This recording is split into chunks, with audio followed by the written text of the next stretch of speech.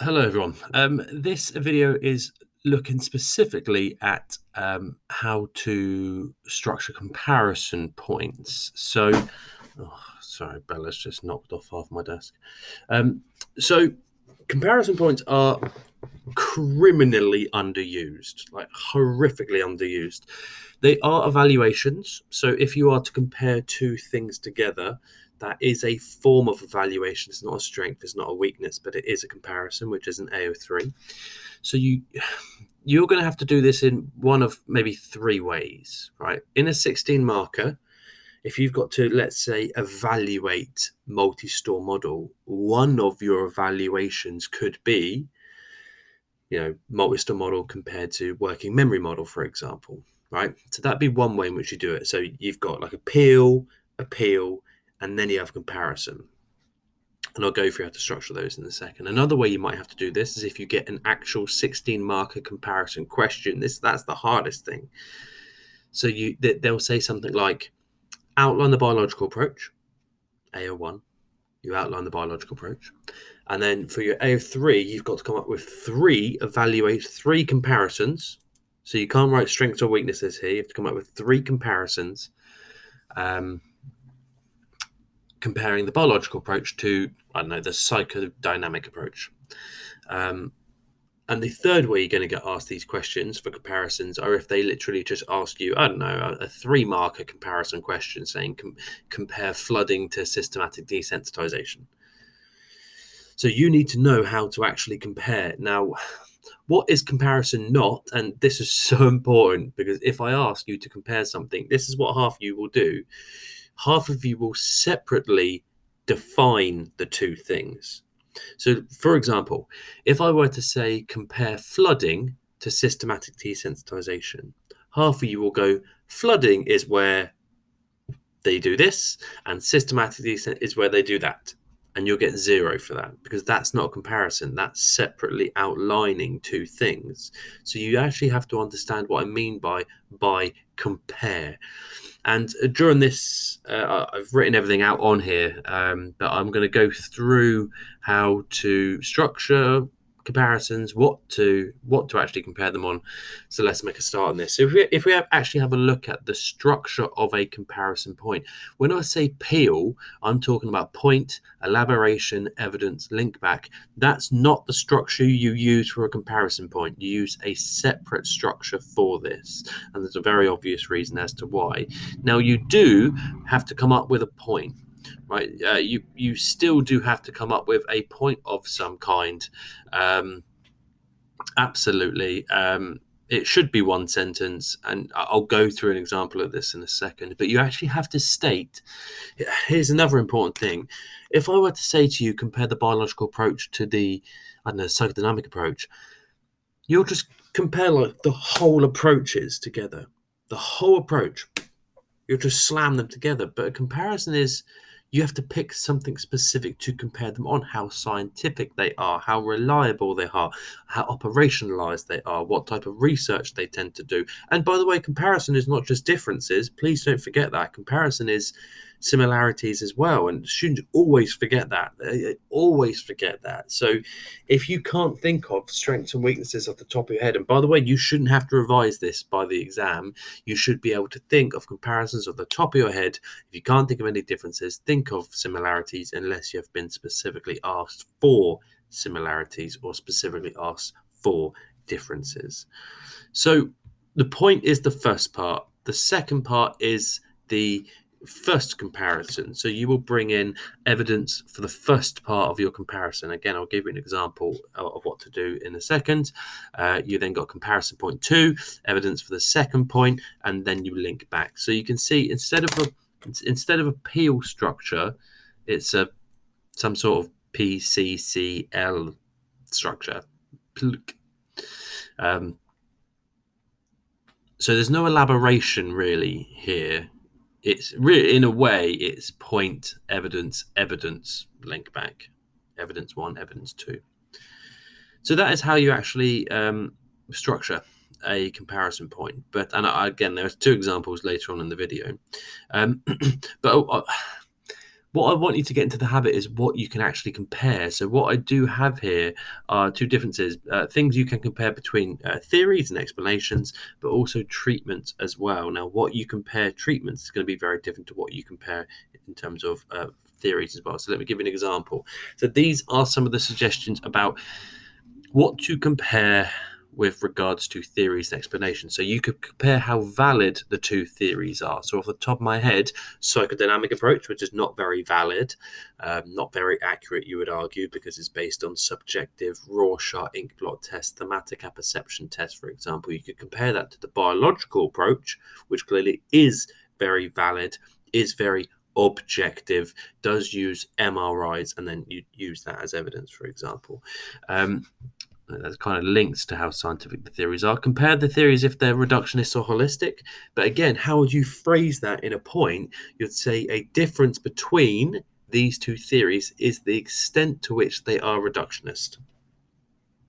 Or a difference between these two theories are where their levels of explanation tend to be with regards to reductionism / holism.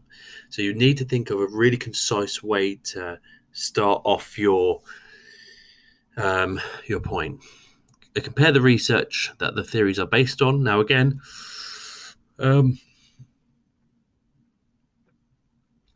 this is quite easy really. And then the level of practical applications. Now, these are just some of the suggestions. Honestly, these are just some of the.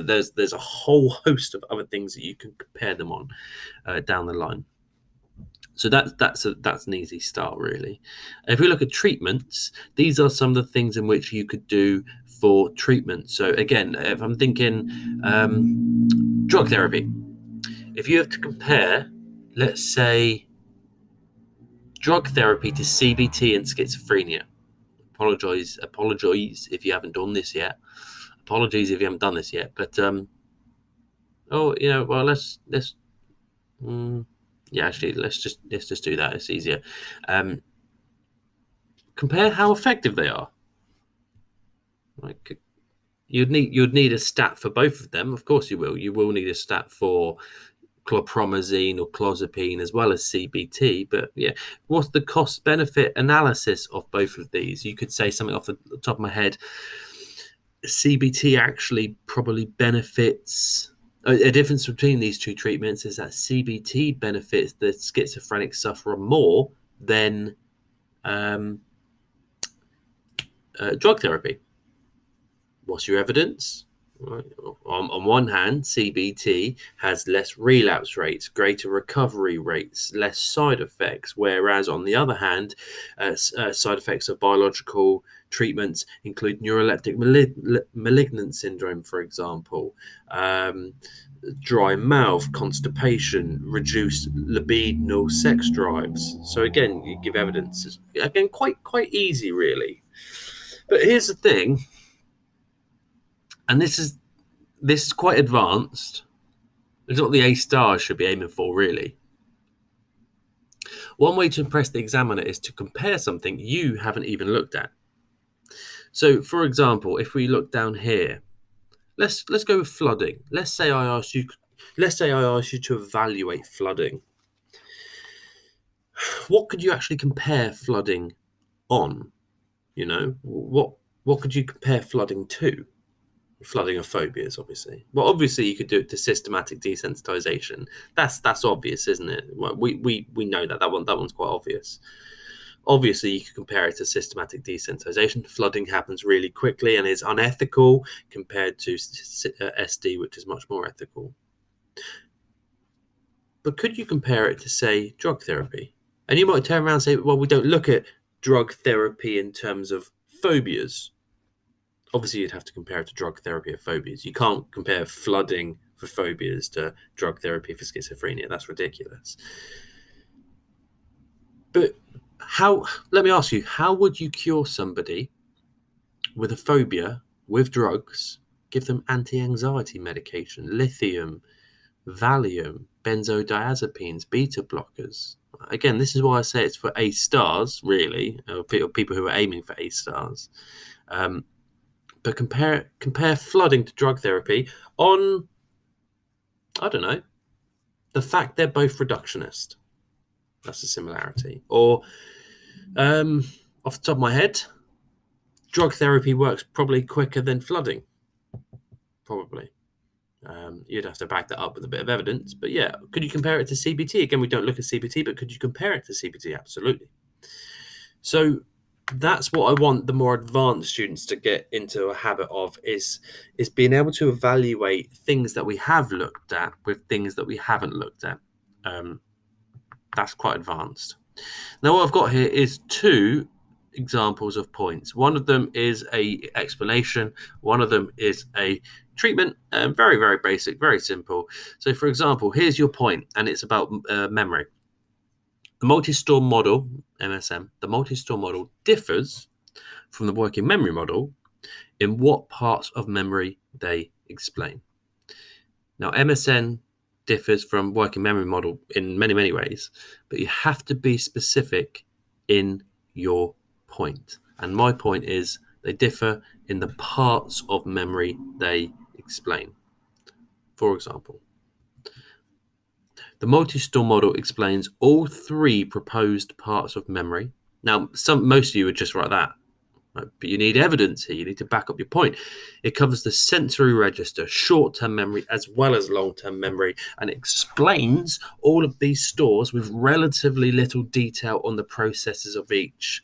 The reason why this is important is because that is actually evaluative. It explains all the stores with relatively little detail. So please make sure you are evaluatively comparing. Don't just, what I don't want you to do, what do I not want you to do?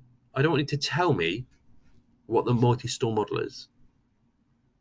I want you have to link it back to what you are actually saying. Do not fall into the trap of just outlining, because clearly outline is AO1. AO1 is not AO3 the last time I learnt numbers. Make sure you are actually preparing the groundwork to actually compare. And then you're going to say something like, and this is important, on the other hand, make sure you are actually comparing.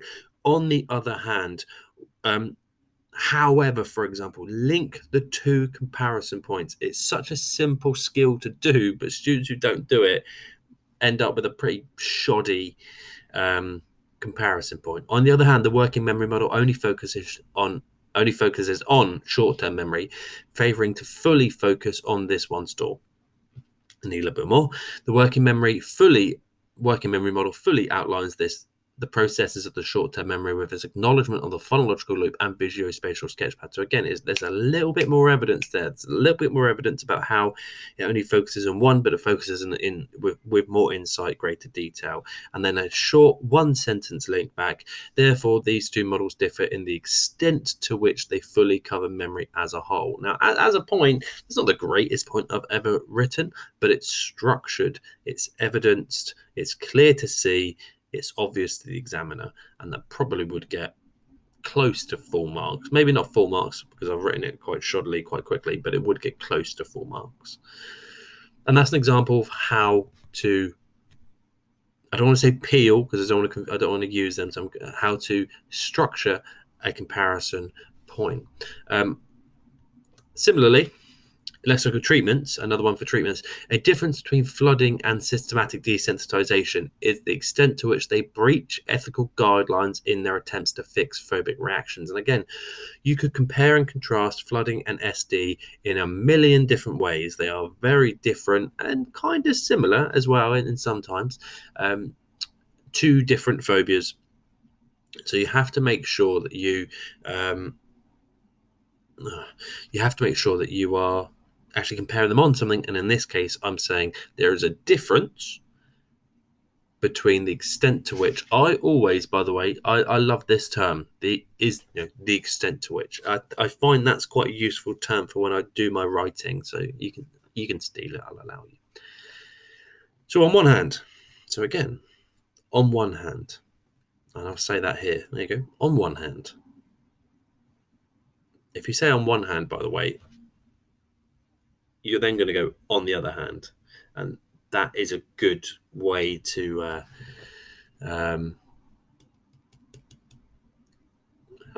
signpost the examiner to what you're doing, really. Yeah, on one hand, systematic desensitization takes a gradual approach at the pace of decline, ensuring that ethical guidelines of protection from harm are safely met. And again, need a little bit more detail. You do need detail here. For example, and I've just made up this example, but it does make logical sense. It's a real world example.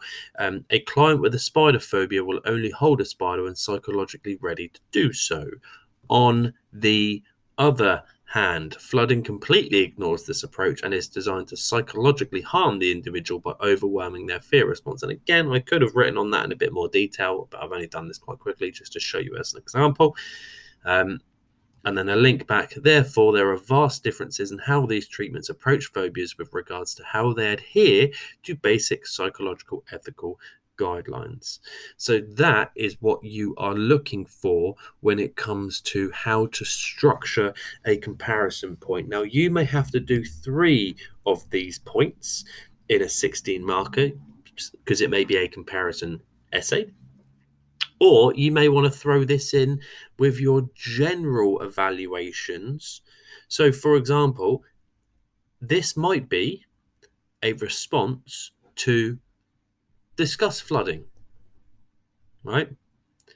So, yeah, you talk about your flooding, your AO1, your in vitro and vivo, you're overwhelming the fear response, you jump straight to the top of the hierarchy. That's your AO1. Your first AO3 is it is really effective, evidence elaboration. Your second AO3 is there aren't many side effects from it, and your third AO3 is this. So start getting used to and writing these points. What is the major benefit to comparisons? You should be able to think of them off the top of your head. They do not need to be revised. They do not need to be gone over. You can think of them off the top of your head, under pressure, in time, and you should be able to provide evidence for these as well. So, yeah, that's pretty much it, really. It is quite straightforward in my eyes, to be perfectly honest with you. I think comparison points, but make sure you are starting to do them more rigorously and more often and practice them as well, because they're different to a normal peel structure. Hope this helps.